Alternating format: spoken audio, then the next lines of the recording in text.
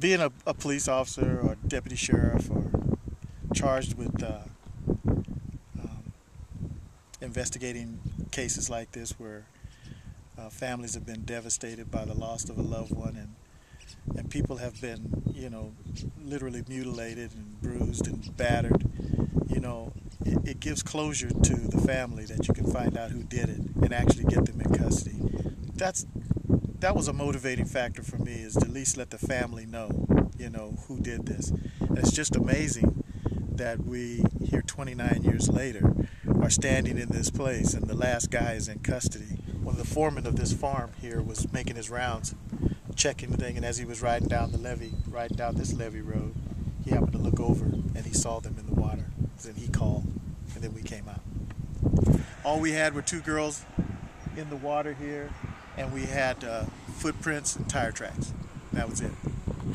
We didn't even know who they were. All we knew that they were just young females, and the investigation started from there. The girls were maybe about, I'd say, 100 yards from this location, down in the middle of the drainage ditch. Renee lying face down, hand behind her back. They were both fully clothed. We didn't know how old they were, but you could tell by looking at them they had to be very, very, very young. And especially Renee. Renee, she just looked like a child.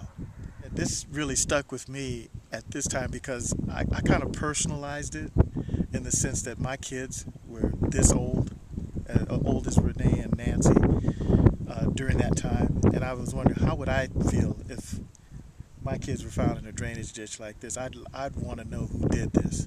It just touched me, and it touched my partner, Tony Coltrus, and whose kids also were just a slightly older than this. And we wanted to make sure that we got this guy, or these guys. We didn't know how many it was at that time, but whoever did this needed to pay for it. We kept this case alive, a case that would normally be put on the shelf, and they were able to find this guy.